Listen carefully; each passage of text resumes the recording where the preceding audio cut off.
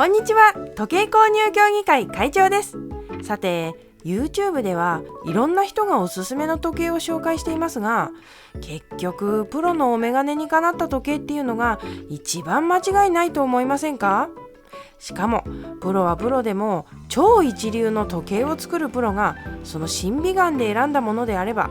それはもう殿堂入りの時計と言っても過言ではないでしょう。ということで今回は伝説的な独立時計師フィリップ・デュフォーさんが選んだ4本の時計を紹介していきたいと思います。まずはフィリップ・デュフォーさんがどんな人なのかを簡単に紹介します。フィリップ・デュフォーさんはスイスの重慶国に工房を構える独立時計師です。独立時計師とは独立時計師アカデミーという国際的な組織に所属している時計職人で、メーカーに在籍せずに小規模な工房で時計を作っているのが特徴です。しかも独立時計師アカデミーに所属するためにはメンバー全員の同意が必要で、高度な技術を持った職人でなくては入れないため、選ばれし時計師と言えます。その中でもフィリップ・デュフォーさんは特に卓越した技術で芸術的な時計を作った方で、個人的には名実ともにナンバーワンの伝説的な独立時計師であると思っています。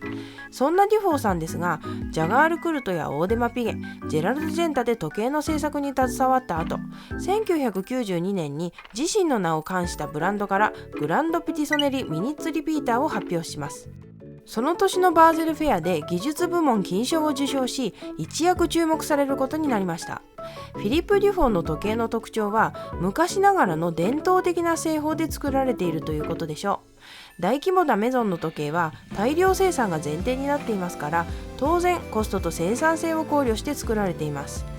そんな現代にあってフィリップ・デュフォーの時計はその真逆を言っていて、一つ一つの部品が丁寧に磨かれ、古き良き時代の時計を現代によみがえらせた芸術品といえる傑作だと思います。まさにマスプロダクツへのアンチテーゼ。しかしそこにこそ機械式時計の魅力の本質があるとは思いませんか？ちなみに NHK の番組で独立時計師たちの小宇宙というのがあったんですが、そこでデュフォーさんが紹介されていて、それきっかけで日本での知名度が爆上がりしました。さて今回紹介する時計ですが、いずれもデュフォーさんが実際に私物として使っているものです。しかもデュフォーさん、時計に関しては結構辛口なので、どの時計も超絶おすすめできるガチ時計です。では早速1本目ですが、フィリップ・デュフォーのシンプリシティです。いや、いきなり本人が作った時計かいと思われるかもしれませんが、デュフォーさん本人がつけている写真とかをよく見ますし、どうしてもこの時計を紹介したいので1本目に取り上げました。シンプリシティは2000年に発表されたフィリップ・デュフォーを代表するモデルで、デュフォーさんはそのプロトタイプを使っています。この時計の特徴はその名の通りシンプルだということ。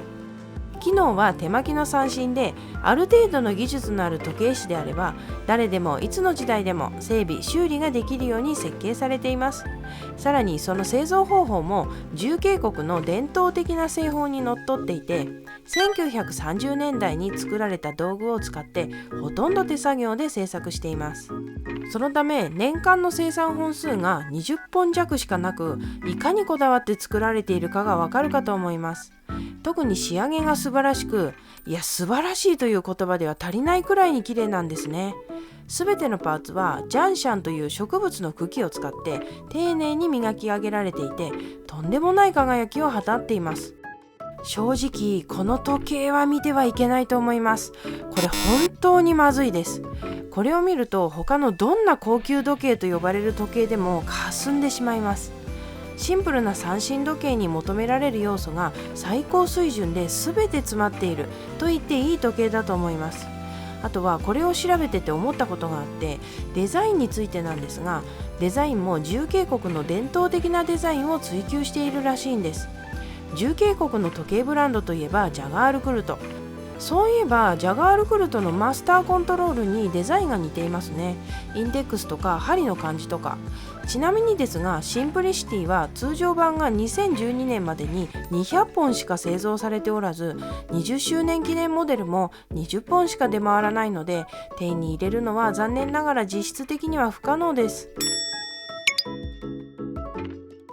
さて次に紹介するのはランゲ&ゾーネのダトグラフです。デュフォーさんが持っている時計といったらダトグラフというぐらい有名どころですが、ダトグラフは世界最高のクロノグラフとも言われる傑作です。簡単に紹介しますと、ランゲ&ゾーネは1845年にアドルフ・ランゲが創業したドイツグラスヒュッテのブランドで、世界5大時計ブランドの一つに数えられています。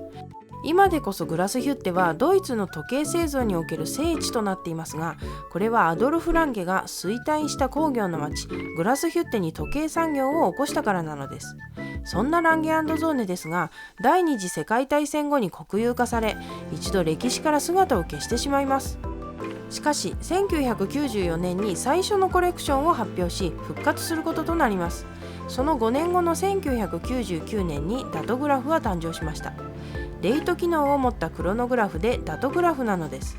デュフォーさんはホディンキーの記事で、この時計が特別なのはムーブメントの構造、仕上げ、デザインなどに大きな付加価値があるからだと絶賛しています。それぞれ説明しますと、まずはムーブメントの構造。ダトグラフにはアウトサイズデート、プレシジョンジャンピングミニッツカウンター、フライバックという機能が備わっています。アウトサイズデートは12時位置にある大きな日付表示。プレシジョンジャンピングミニッツカウンターは積算分針が60秒ごとに進む機能。フライバックはリセットボタンを押すとクロノグラフの針がゼロに戻り再スタートする機能です。ダトグラフはこれらの機能がてんこ盛りな上にコラムホイールキャリングアーム式という古典的な設計の時計なんです。さらにこれはデザインに関係しているんですが、12時位置にアウトサイズデート、4時と8時位置にインダイヤルという配置が先にあって、このデザインにするためにムーブメントが設計されたそうです。というわけでムーブメントはこだわりたっぷりの構造になっております。デザインの特徴としては、先ほどのアウトサイズデートとインダイヤルが正三角形になるように配置されている点です。クロノグラフにアウトサイズデートを置くとぐちゃぐちゃしてバランスが悪いデザインになりそうなところですが、ランゲはダイヤルを幾何学的に配置することで調和の取れた美しいデザインに仕上げています。これは本当にうまいと思いますし、クロノグラフなのにすごく上品ですよね。あとはダトグラフの最大の魅力と言っていいかもしれませんが、ムーブメントの仕上げ。素材に洋銀が使われていて、その魅力を引き出す面取りやエングレービング、ドイツらしいゴールドシャトン、ルビー、青焼きのネジの組み合わせなどめちゃくちゃ綺麗です。デュフォーさんがダトグラフを絶賛する理由が分かっていただけたでしょうか。世界最高のクロノグラフ、そりゃあ絶賛しますわ。では続いて3本目に紹介するのはロレックスの GMT マスター2です。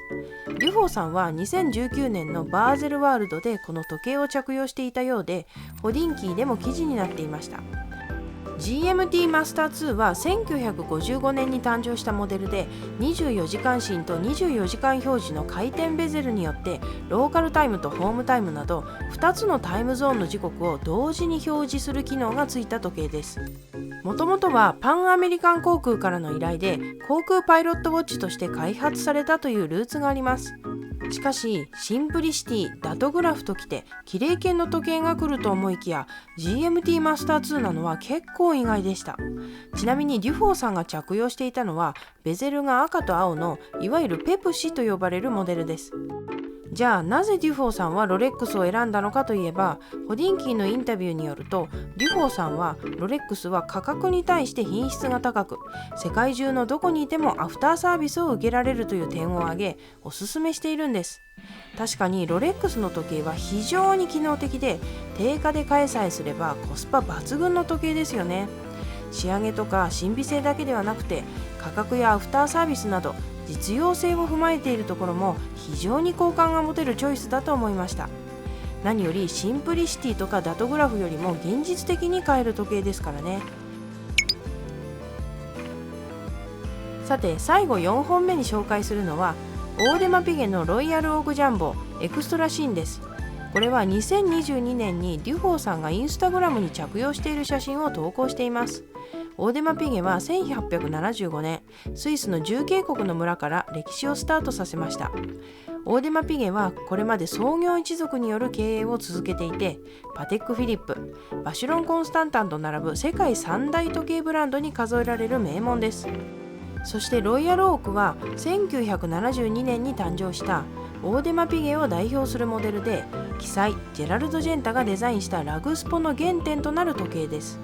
特にこのエクストラシーンというモデルは初代ロイヤルオークの正当な後継機で 39mm というサイズで2進、細い針とインデックスなど初代のデザインをしっかりめに受け継いでいます。じゃあなぜデュフォーさんはロイヤルオークを選んだのか。実はこれ奥さんから贈られたものらしいですね。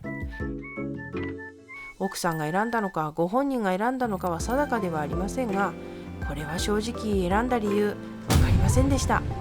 しかしロイヤルオークはケースの仕上げがエッジが効いていてめちゃくちゃ高級感がありますし、特にエクストラシンは針とインデックスがすごく綺麗で、シンプルなロイヤルオークの中でも気合の入っている時計です。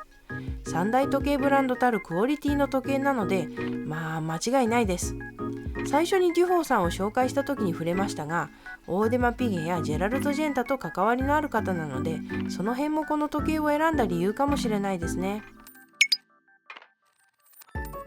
というわけでデュフォーさんの時計を4本紹介したわけですが、最後に感想を少し話したいと思います。まずドレスウォッチのシンプリシティ、複雑機構のダトグラフ、ラグスポのロイヤルオーク、スポーツウォッチの GMT マスター2、コレクションのバランスがめちゃくちゃいいんですよね。会長が言うのもおこがましい話ですが、伝説的な独立時計師の確かな審美眼で選ばれた時計、かつドレスからスポーツまでバランスよく揃っています。このコレクションは気絶物なんだわ。話は戻りますが、ドレス、クロノグラフ、パイロットウォッチときて、ここにあと1本足すとしたらラグスポというのは絶妙だと思いました。ロイヤルオークを選んだのはそういったこともあるかもしれませんね。こんな風なコレクションができたらいいなと思うほど、ある意味理想的な4本だと思います。